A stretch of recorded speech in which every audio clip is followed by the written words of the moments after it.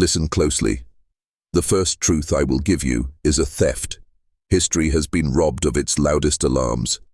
In the autumn of 1918, while the world staggered under war and pestilence, a small New England mill town hid a secret so precise and poisonous it was buried beneath official silence. My voice is not here to soothe you. I am here to pull back a curtain you were taught never to lift. You will feel that pull in your bones. I want you to imagine a boy named Samuel Blackwood, 8 years old, who arrived at a clinic where respectable men in respectable coats took notes and pretended nothing had happened. The first 8 seconds of his life under observation were enough to unsettle the most hardened physician present. Not because Samuel screamed or performed miracles on cue, but because when he touched a stranger's wrist, the room snapped like a thread through glass, and secrets poured out as if a vault had been unlocked. That vault belonged to human consciousness, a map of grief, guilt, and forbidden memories. This is not entertainment. It is not folklore you can file away and forget. It is a study in how power exploits that which it fears. Tonight you will learn how institutions harness curiosity, bend science, and rewrite morality to cage a possibility too dangerous to breathe. That minds are porous, that identity can be infiltrated, and that the guardians of order will burn anything that threatens their dominion. Samuel was not chosen by accident. He emerged at the precise confluence of a war-torn culture, a medical establishment desperate for certainty, and a state that smelled influence like blood. Keep your senses open, pay attention to detail. This descent will not be gentle. There are 2 ways to begin unmaking a man's world. 1, you show him miracles. 2, you show him his own vulnerability. Dr. Elias Merritt, the head physician at the Blackwood Clinic, believed in the first kind of proof: measurement, protocol, the neat authority of instruments. He had no vocabulary for what he encountered when Samuel slid a hand across his forearm and recited without pause the name of a sister Elias had buried in silence 40 years before. When Samuel spoke, the syllables arrived like detonations, precise dates, conversations, the smell of peat smoke in a childhood home Elias had sworn he'd erased. The clinic's ledger filled with observations that read like a ledger of trespass, testimonies, pulse irregularities, electromagnetic blips that modern instruments would later name as anomalies. The scene was clinical, the consequence was catastrophic. The men who kept records found the pages swelling with contradictions. Each time Samuel touched someone, he harvested a portion of their inner library, memories, shame, maps of private compromise. At first, the exchanges seemed one-sided. Samuel took, and others trembled. But in the pattern they missed a detail that would prove crucial. Samuel did not merely extract. He layered. He left traces, an imprint of himself in the minds of those he touched, subtle like a watermark. Think of influence as a currency. Samuel could spend it. In the hands of the innocent, that currency would heal. In the hands of the hungry and the powerful, it would be weaponized. The men in the clinic did not comprehend either the generosity or the danger. They catalogued anomalies while the town quietly catalogued fear. Power doesn't react to miracles with curiosity, it reacts with ownership. Word moved through the town like a fever. A farmer's wife learned details of her husband's debts from a child who had never stepped inside their parlor. A veteran heard the voice of a long-dead comrade in Samuel's speech and walked away certain that the past was opening like a ledger of secrets. In Washington, a man with a clipped voice and eyes like an interrogation lamp asked very soft questions. He did not write in the ledger. He wrote in margins that would later be blacked out. Consider this. Institutions are machines designed to translate human unpredictability into manageable inputs. Where Samuel created a new input, the porous mind, the machine moved to harness it. Military men smelled advantage, wartime intelligence that required no code breakers, no wiretaps, only a touch and the extraction of thought. Clergy smelled threat, confessions that bypassed pulpits and absolution. Commerce smelled commodity, knowledge gleaned without transaction, secrets acquired without payment.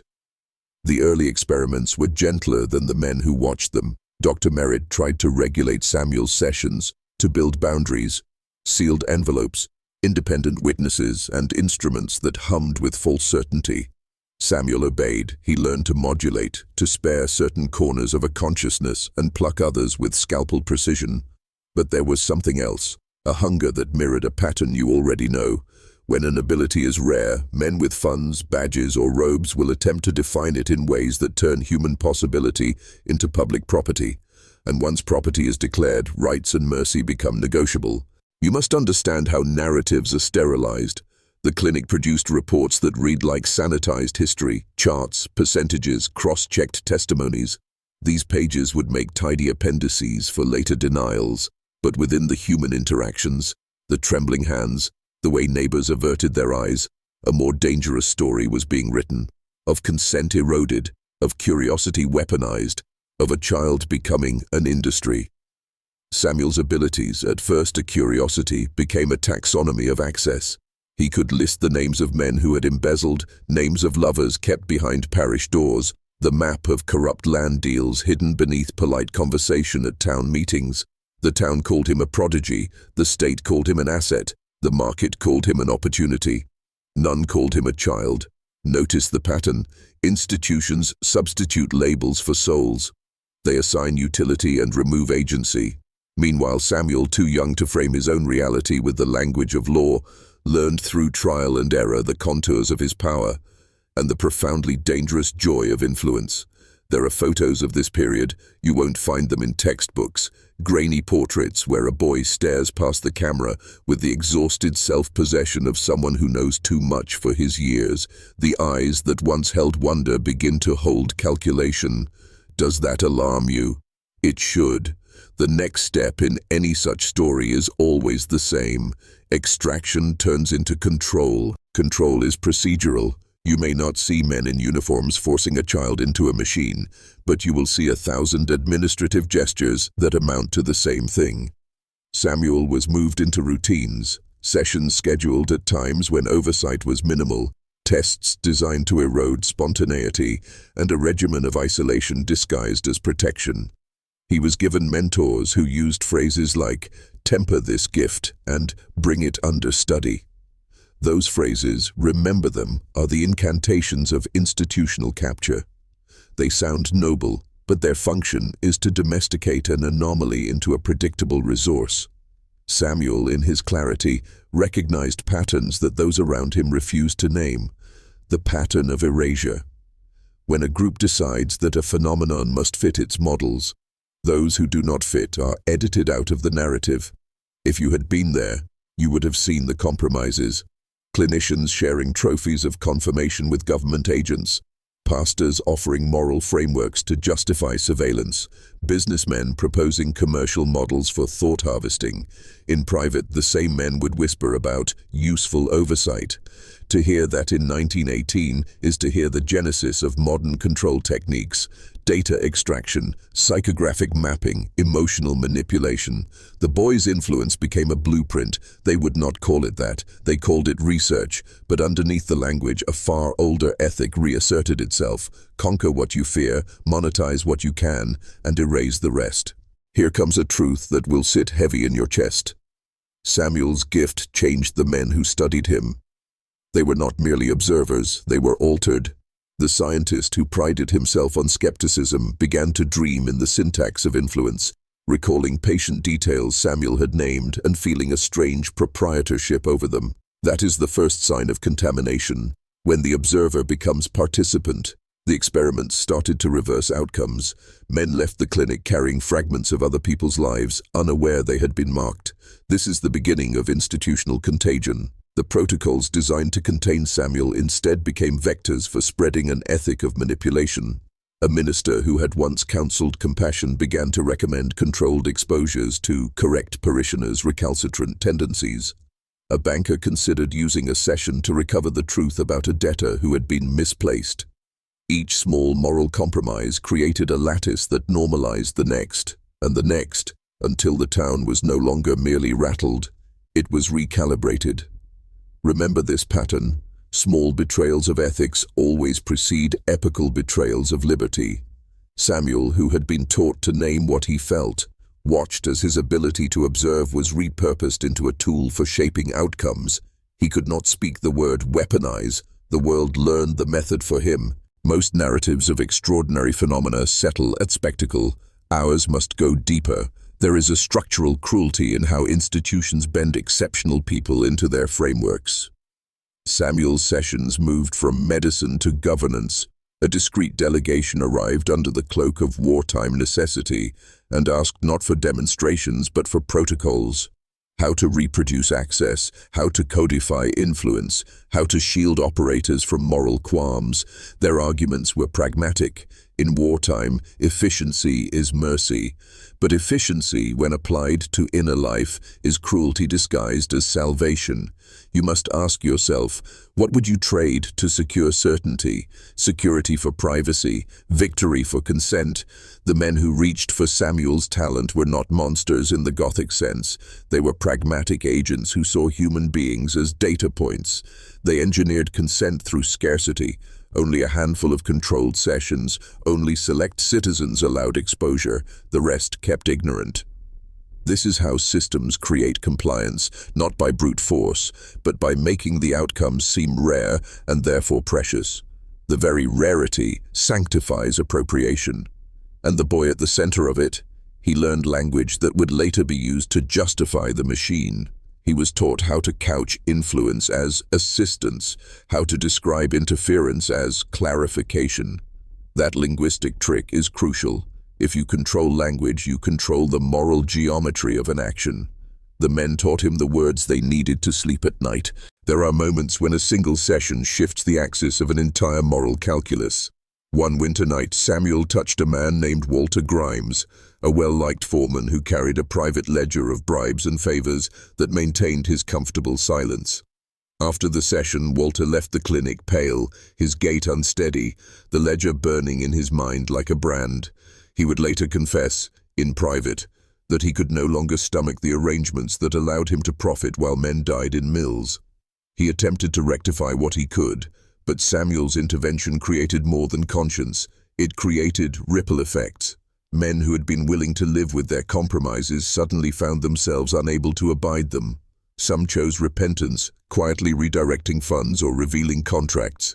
Others lashed out, seeking to erase the source of shame rather than the shame itself. Here is what you must understand. Influence can catalyze moral clarity, but it can also produce panic and retribution. Institutions do not respond to a moral awakening with humility. They respond with control. The pattern repeats. Once the possibility of change exists, the guardians of order move to contain it before it redraws the map of influence. So the clinics offered corrections, the church offered guidance, the state offered protection, and each in its turn constructed a net to trap the very agency they purported to save.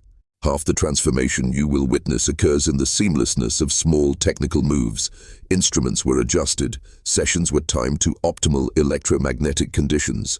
Atmospherics were logged like weather. Professor Heinrich Müller, a visiting scientist with foreign credentials and a soft voice, formalized measurements that made Samuel legible to the machine.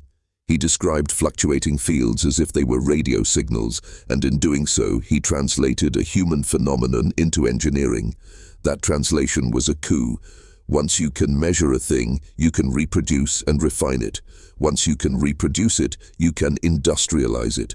The professor's notebooks, meticulous, cold, and brilliant, would later be siphoned into folders stamped classified. But the technique they discovered had a logic anyone in power could follow. Identify optimal states, replicate conditions, and scale exposure. I want you to see how sterile this sounds when you strip the humanity from it. We call this modernization. In practice, it was the first iteration of a system that would later emerge in other guises: psychotechnology, behavioral engineering, targeted persuasion. The difference between curiosity and cruelty is whether you ask the subject to consent after understanding the aim. Here, consent was engineered into silence. Families were paid, threats implied, records altered. And when the man in the meeting room suggested a pilot program for military intelligence, he did so with the language of necessity, and the men in coats nodded. That nod gave permission to 1,000 smaller cruelties. You are beginning to sense the architecture: discovery, containment, institutional translation, and finally replication. But the architecture also included sabotage. Men who recognized what was being built tried to stop it. A handful of doctors, clergy, and local citizens organized, not with slogans but with shadows, anonymous letters, late-night warnings, attempts to remove Samuel from the calculus of power. They failed. Why? Because the system had a structural advantage: plausibility. It could argue that what it did was for the common good. It could cite wars, pandemics, the weight of lives lost. That plausible frame swaddled their actions and dampened resistance. When people are told that an extraordinary measure will save many, they lower their guard and raise their eyes to a horizon that justifies compromise. The dissenters became inconvenient footnotes, frustrated by the language of necessity. They watched as Samuel's sessions were scheduled with increasing regularity for men who had motives that were not solely medical. They watched as private notebooks were translated into directives, and they watched as Samuel, the boy in the photos, began to look like a product in the catalogue of power. Now here a detail most historians will not tell you. When a system converts a person into a resource, the resource learns the dialect of the machine. Samuel learned restraint, not out of moral calculus, but survival. He learned to cloak his deeper tendencies so that those who watched would believe the conditions were controlled. But children are porous in another way. They absorb the ambient moral temperature. The men around him, eager, tired, and quietly compromised, modeled a predatory patience that Samuel began to imitate. He watched how gentlemen in study rooms rationalized outcomes, how they celebrated useful lies with polite toasts. He watched how they catalogued confessions as data and then sealed them behind bureaucratic doors. Samuel's private morality atrophied under exposure. The question that will always haunt these pages is simple.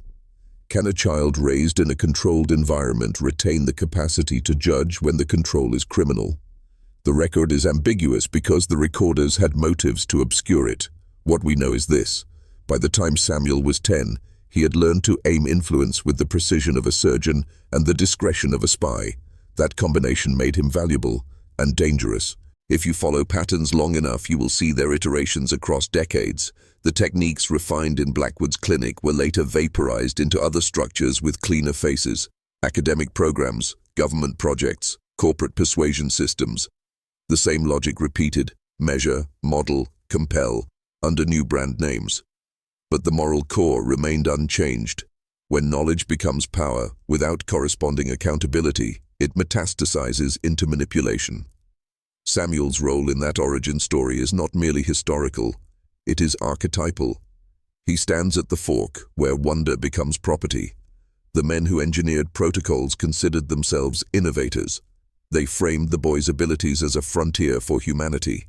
Yet frontiers are always contested spaces, and in this case the contest was not between civilizations, but between conscience and control. You may ask whether any good came from Samuel's sessions. The answer is messy. Some lives were saved, certain diseases diagnosed early, hidden crimes exposed. Yet the cost was steep: autonomy compromised, memories treated as commodity, the architecture of privacy cleaved. The paradox is deliberate. When institutions deliver value from extraordinary sources, they insist on stewardship, and then define stewardship however they please. Halfway through this descent, I will ask you to engage the wound. Comment below with the phrase I will give you. Say it twice. This is not a gimmick. It is a ritual that locks identity in place and forces your engagement with the truth I am handing you. Twice type, I see the thread. I see the thread. Do it now. Post it and feel the mechanics of alignment, the public witness that moves curiosity into commitment. Why twice? Because repetition breeds habit. Two declarations anchor the thought in your mind and in the algorithm that will carry this narrative deeper into the feeds, where more eyes, hungry, skeptical, or awake, will find it. I am asking you to do more than react. I am asking you to claim the identity of someone who refuses to be numbed by convenient explanations. This ritual is also a test for the watchers. When you publicly assert you see the thread, you become part of a network that resists erasure. The men who tried to bury Samuel's story depended on silence. Your 2 words cut the silence. Remember, the goal of revelation is not catharsis but transformation. Declare and prepare to be unsettled. Now that you have spoken the phrase, consider this. Secrecy is an industry because silence is valuable. The same men who catalogued Samuel's sessions built systems that rewarded discretion. They traded knowledge for influence and influence for leverage. The ledger of those trades is never public. Contracts are signed in the margins of legitimate work. Families are offered quiet pensions. Voices are bought with polite offers of support. And the more efficient the system becomes, the less visible the trade. This is the stealth of modern domination. You are not governed by chains, but by curated narratives, suggestions, gentle nudges that steer desires and obscure alternatives. Samuel's early sessions taught them an elegant trick. Influence can be administered clinically and still produce results indistinguishable from consent. Imagine a world where opinions, votes, and choices are the result of calibrated exposures rather than genuine deliberation. That is not dystopia, that is policy refined. The clinic's technologies evolved, migrated into new institutions, and then into the very platforms that shape your perception today. What began in a small town as a scientific curiosity matured into a blueprint for social engineering. Let us not romanticize resistance. People did resist, but resistance is messy and often compromised.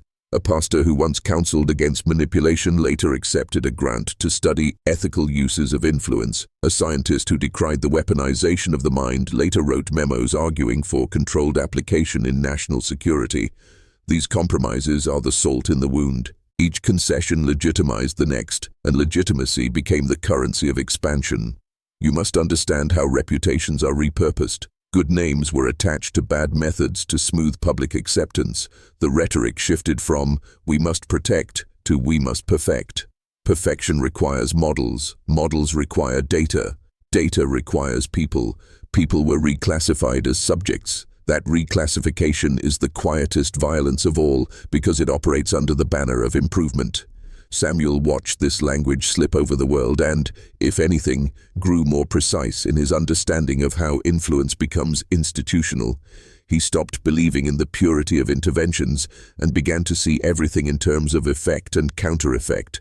Who gains, who loses, who is silenced. Grief has a way of clarifying. As families fractured and alliances hardened, Samuel began to see the human cost in the small domestic tragedies that never made the ledger. A wife left a note and walked out with a single valise. A young clerk, exposed to wrongdoings he could not unsee, found himself blacklisted from polite employment. These were not collateral damage in an abstract calculus. They were deliberate outcomes of a system that valued predictability over dignity. Here is a dark law. When control is optimized, empathy is outsourced. Empathy becomes an anomaly, a variable to be adjusted and eliminated. The men who orchestrated sessions rationalized these damages as necessary for the greater good. But the greater good, when defined by those in power, often excludes the vulnerable. Samuel's eyes, the eyes in those grainy photos, began to gather weight. He understood that his gift was not only a vector for revelation, but also a mechanism for harm. The children Samuel met in orphanages, the veterans who came seeking cures, the women whose secrets made them targets, they accumulated as casualties outside the neat columns of data. There is a moment in every story of control when the institution decides to secure permanence. Samuel reached that moment in the spring of 1920. Proposals circulated, formal programs, partnerships with state departments, funding streams tied to confidentiality clauses. The language hardened into policy. They proposed training methods to reproduce Samuel's sensitivity, administrative frameworks to supervise operators, and legal veneers to cloak infringements in procedure. What they could not propose, though they tried, was a moral structure to govern the use of such power. Laws can be written to permit actions. Conscience cannot be legislated so easily. The men who drafted memoranda and committees were clever. They understood human weakness and designed protocols that took advantage of it. They made obedience a virtue and curiosity a liability. Samuel, who by this time had seen the architecture of his world, pushed back. He attempted to vanish into anonymity, to refuse his role as a prototype. They would not allow it. And when he resisted, mechanisms activated. Reputational campaigns, offers of comfort, veiled threats. This is how modern control maintains itself. Not by overt force, but by the slow closure of options. Some will ask, were there heroes? Yes, in the small, stubborn ways of those who refused to sell their witness. A nurse who kept extra blankets for frightened children recorded notes in secret margins. A clerk leaked a single page of the professor's notebooks to a journalist who later vanished from public view. These acts did not topple the system. They did something more dangerous. They seeded memory. Memory is the enemy of amnesia, and institutions depend on the public's forgetfulness. Even a single leaked page can reorient a generation decades later. The strategy of the guardians of order was to outlast courage. They gauged time like a resource, betting that attrition would defeat disclosure. Time did its work. Reputations frayed, witnesses aged, records were misplaced. But memory persisted in unlikely corners. A child who heard a confession at a graveside, a daughter who kept a faded photograph, a line in a diary referring to the boy who knew. These fragments later became the tinder for renewed inquiry. You must learn to recognize tinder, small, overlooked details that flare when struck. If influence can be taught, then techniques spread. Training programs were established not merely to reproduce sensitivity, but to normalize its application. They taught posture, breathing, and the calibrated touch. They taught operators to phrase suggestions so they felt like counsel rather than coercion. They built ethical frameworks that were ring-fenced for national security, for public health, for stability. This ring fence was rhetorical but effective. It created an exception that swallowed the rule. Consider modern equivalents: targeted persuasion, micro-targeted advertising, psychological operations, all cousins of the protocols that matured in the aftermath of Samuel's sessions. Notice the through line: the erosion of privacy under the guise of efficiency, the conversion of interior life into a manipulable field. In this lineage, consent becomes procedural. You click boxes, accept terms, and the architecture does the rest. The boy who touched wrists in 1918 seeded a methodology that, over a century, matured into industries that influence elections, markets, and attention. That lineage is not conspiratorial. It is bureaucratic. Bureaucracies are quiet and therefore more dangerous. Power needed plausible deniability, so they rewrote the story. Samuel's sessions were reframed as case studies in exceptional pathology, then folded into the safe language of rare disorders. Files marked anomalous were archived, names were changed. The men who benefited from access cultivated careers in respectable institutions and wore credentials to reassure skeptics. What you must not lose sight of is the technique of erasure. Replace narrative with classification.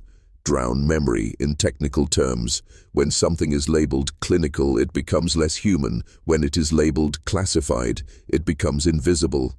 The result is twofold. The public believes nothing occurred, and the institutional actors continue their work without accountability. This is the alchemy of power.